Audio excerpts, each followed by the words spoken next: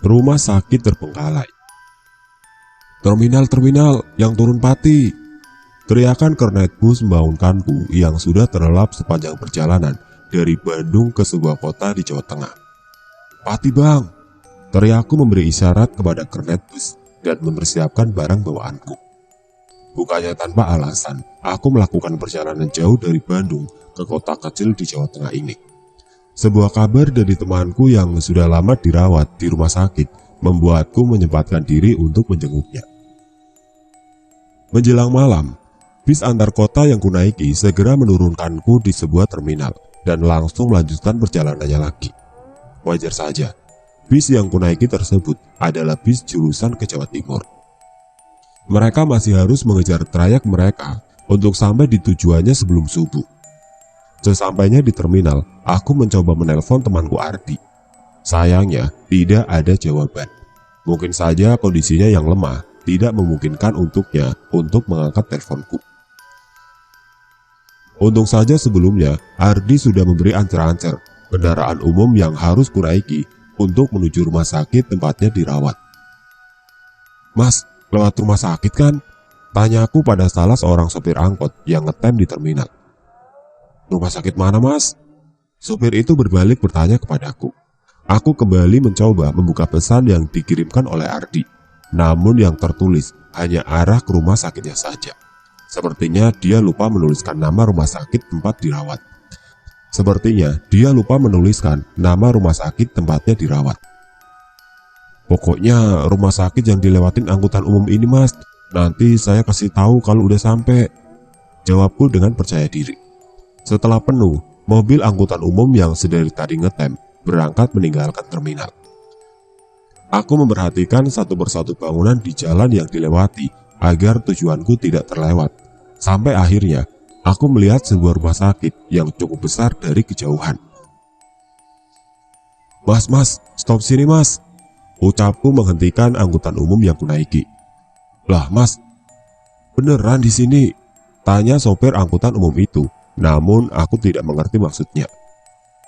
Maaf mas, saya orang Bandung, tidak mengerti bahasa Jawa.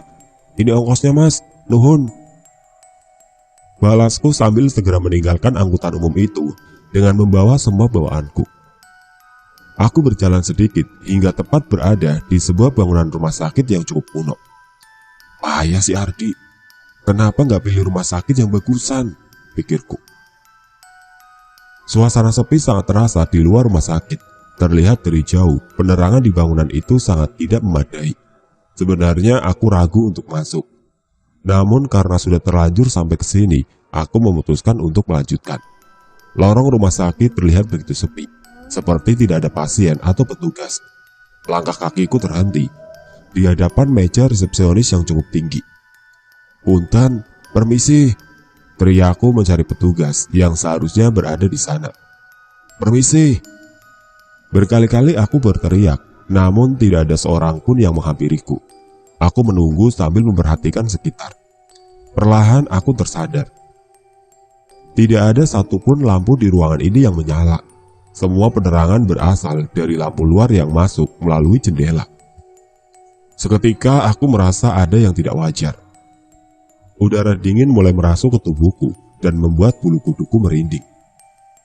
Segera aku mengangkat barang-barang bawaanku dan bersiap untuk meninggalkan tempat ini.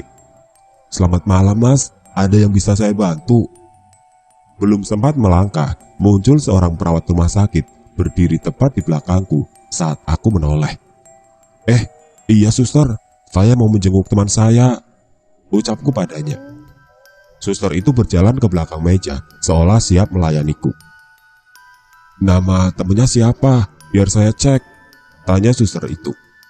Ardi, nama teman saya Ardi sus, ucapku. Tidak ada yang namanya Ardi yang dirawat di sini mas, mohon maaf, jawabnya tanpa mencoba mengecek berkas apapun. Lah, gak mungkin sus, dia bilang ke saya dia dirawat di sini.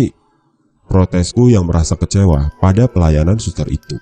Ia bahkan tidak memastikan namanya di berkas rumah sakit itu. Tidak ada pasien yang namanya Ardi, jawab suster itu sekali lagi dengan mukanya yang jutek. Ini loh sus, Ardi yang ini. Aku memaksa suster itu melihat foto Ardi yang terdapat di handphoneku. Suster itu hanya melihat dan masih kukuh dengan yang ia sampaikan. "Oh, Mas Ardi yang itu. Dia dirawat di ruangan melati, Mas. Ayo saya antar." Tiba-tiba, salah seorang suster muncul dari belakangku.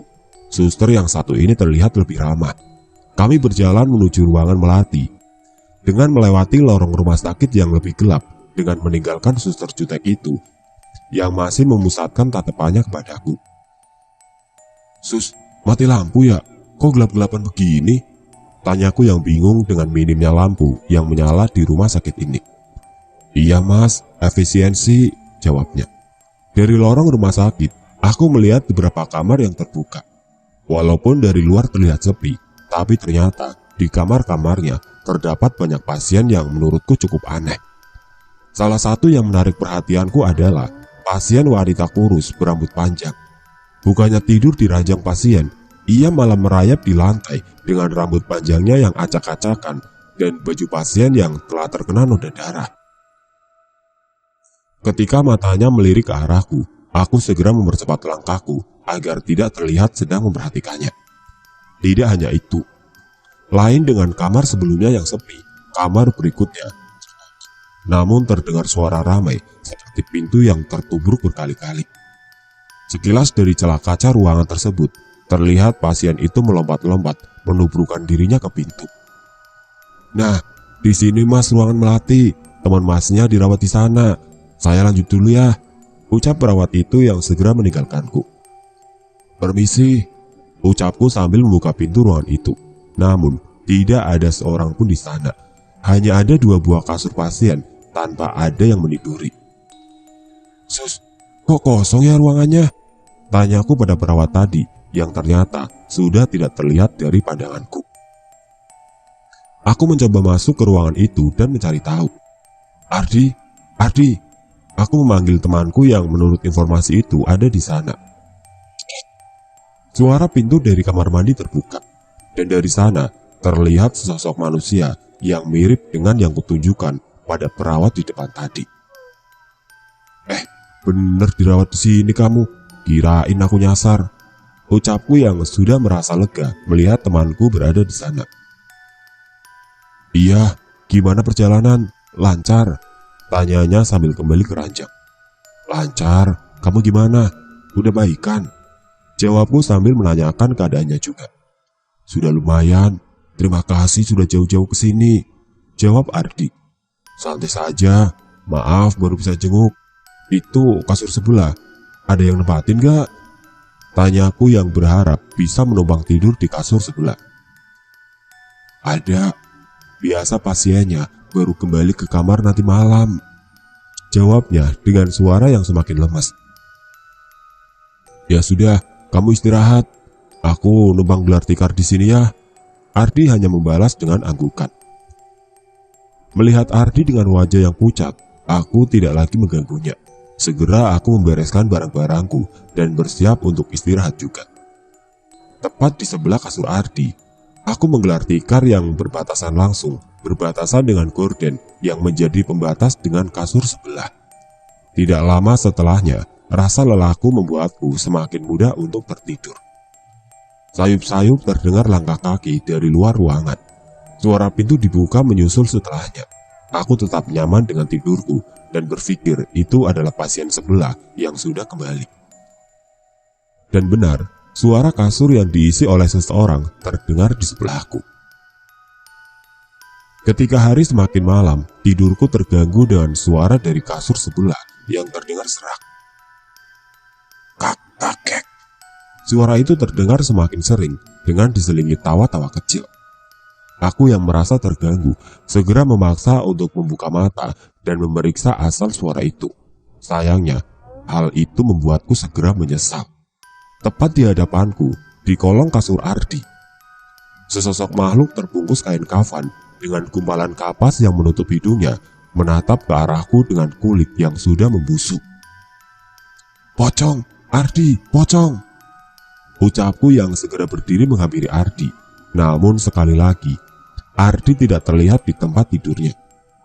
Aku yang panik segera mencari keberadaan Ardi dengan menyibakkan gorden pasien sebelah. Namun, bukan Ardi yang kutemukan, melainkan sosok makhluk kerdil meringkuk dengan bisul di seluruh tubuhnya, sedang mengunyah sesuatu yang berbentuk seperti ayam hidup dengan darah yang berceceran. Tolong, Ardi!" teriakku yang bersiap berlari keluar, namun tertahan oleh suara dari belakangku. "Apaan? Masih ngantuk nih?" Tiba-tiba suara Ardi terdengar tepat di tempat tidurnya yang sebelumnya kosong. "Lah, tadi kamu kemana? Itu ada pocong di kolong. Ada setan di kasur sebelah." Teriakku masih panik. "Pocong mana? Nggak ada tuh," balas Ardi yang segera mengecek kolong kasurnya, dan memang tidak ada apa-apa di sana.